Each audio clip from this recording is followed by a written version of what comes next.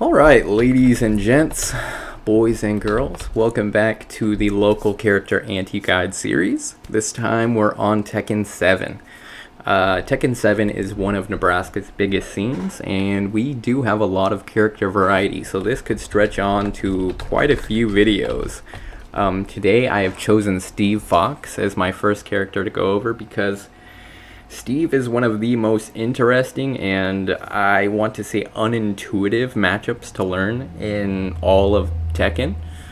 And we have a great Steve player in Nebraska. So I wanted to go over some key points on how to handle this matchup. Right away, I want to go into down forward 2. This is an interesting move where I can show this pretty easy, I think. Where if I block this, ooh, that's a punish. And you'll read that on frame data sites. You'll read it. It says -11 when he does that. But this goes for several moves where he does down forward 2 into a duck cancel, and that makes it safe. It's 100% safe, which makes it a top 10 Tekken move, because this is a mid-homing move that is safe and a counter hit launcher.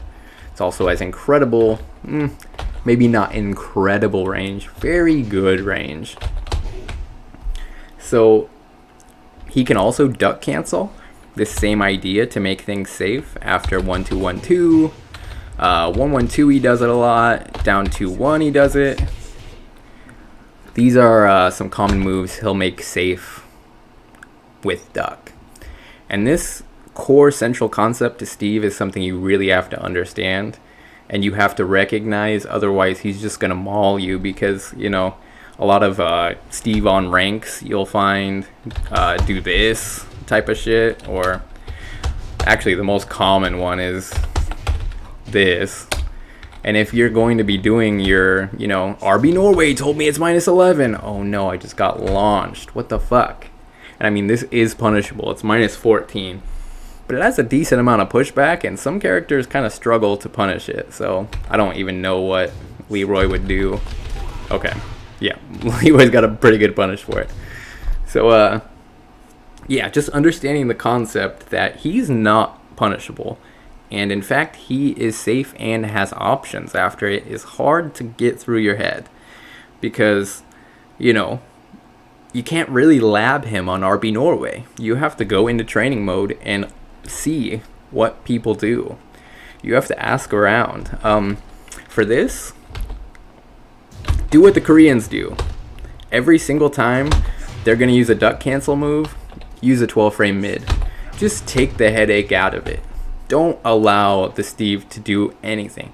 And once you have shown him that you're going to do a 12 to 13 frame mid, 13 frames fine too.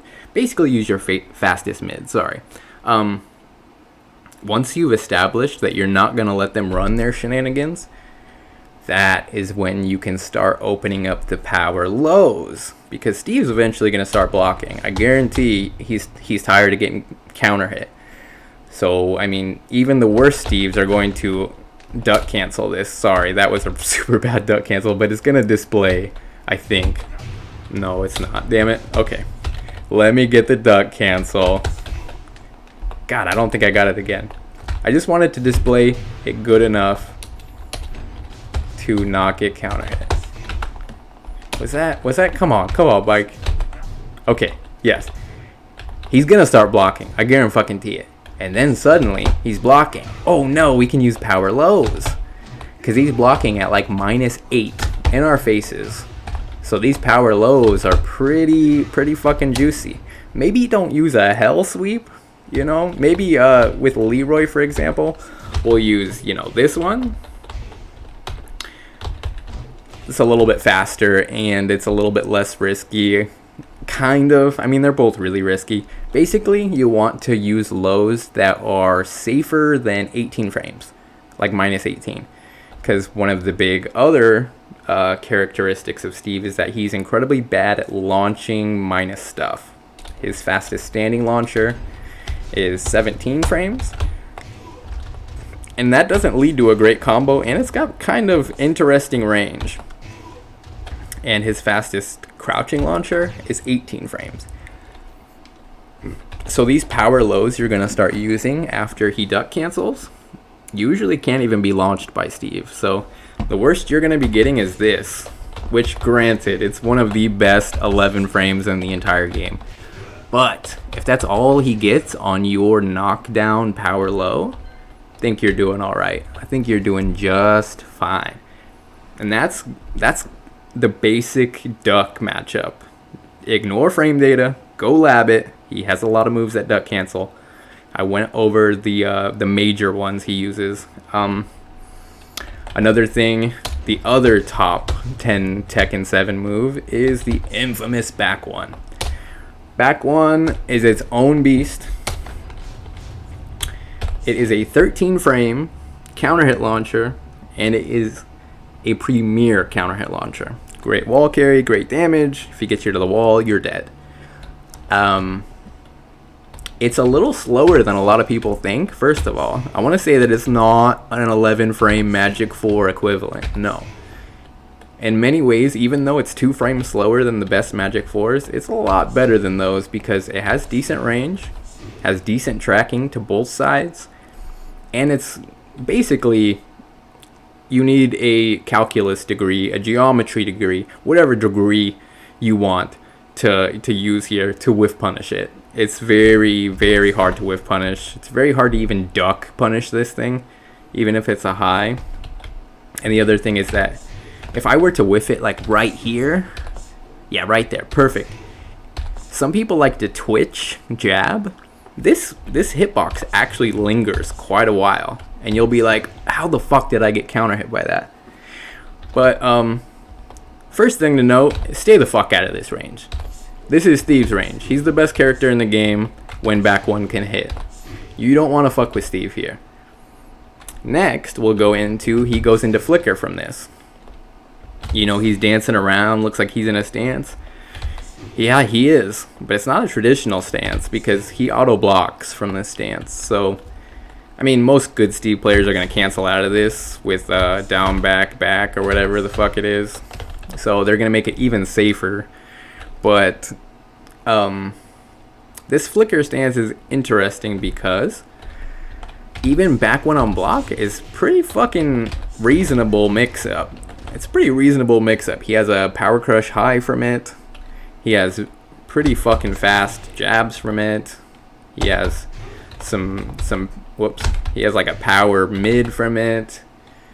He can just go flicker into duck. He has a lot of options. So, I mean, I want to say there's something you can do to anti this, but it's usually kind of unfortunate. You just have to block usually.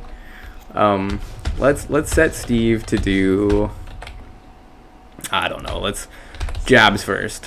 Whoops. Just the jabs, whatever. If I really want to try to find something to punish from flicker, I'll usually take a sizable right sidestep after I block back one, and then I'll block. That block is essential, and you'll figure out in a second why. Because these, you can step, as you can see, but it's very weird. And if I block that, I'm not that unhappy. Because as you can see, it's -9, whatever. He can do multiple jabs. But a lot of times, you can kind of get out of that situation okay. And that's because when Steve starts doing shit into, you know, flicker back 2, those are the things that, boom, oh, I mean, I'm slow, but whatever. You get the picture, you get the picture. You can make flicker back 2 whiff. You can make flicker 2 whiff. And these are ones where flicker 2 is a very unique situation because this is why I say it's essential to block. Because at certain ranges when you block back one, it becomes unsteppable to the right. So you have to block. Step, right, and then block. Because there are times when you can confirm that you stepped it and you have a sizable amount of time. Look at that. You might not launch punish, but you have a sizable amount of time. That's kind of how you want to treat it if you absolutely want to do something against it, but I wouldn't recommend it. block back 1 and backdash. This is the last thing I'm going to impart about Steve. Well, actually, we'll go into this and then peekaboo really quick. Steve is not a linear character. He, in fact, has some of the best tracking in the game. So I want you to just forget about Tekken being a 3D game against Steve, and I want you to just backdash. Steve doesn't have great options to approach. He has okay options, and I mean you can just dash up like any other character, but he is riskier when he is approaching.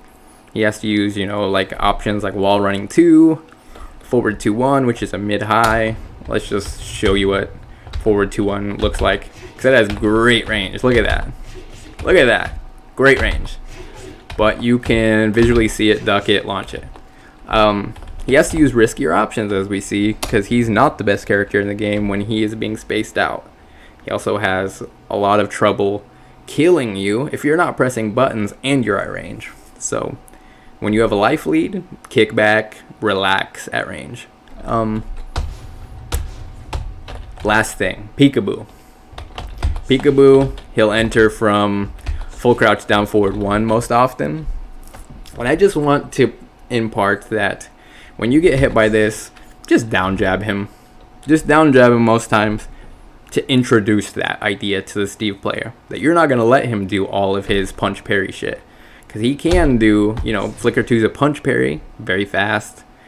Hurts a reasonable amount. He can do flicker 1-2, pretty fast, especially from the entry. Usually works against most jabs and such, or not jabs, works against most down forward 1s and such. So, the thing that if you just keep down jabbing the Steve, he's going to be forced to use one of the riskiest moves in his kit, which is he's going to have to start using, let's see here. Yeah, this. So let's down jab that. Oh, we just got fucked up. But as we can see, if we block it, he's dead. There is another option where Steve can cancel out of the pab, and he can do it very fast and low parry.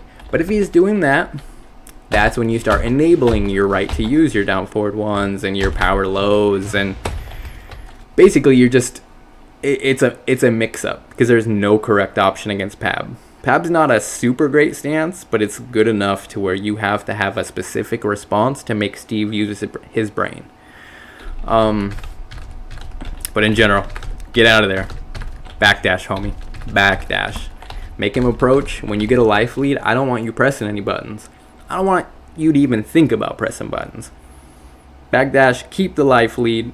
Make him start to enforce his range. And that's when he starts getting hit by these things. And you start to be able to whiff punish him, because he's going to start whiffing some bigger things. I'm not even going to go into the wall. Steve has one of the best wall games. You'll figure it out. He is basically safe on all of his mids he does at the wall, and they wall splat. But he has a super power low that does a lot of damage.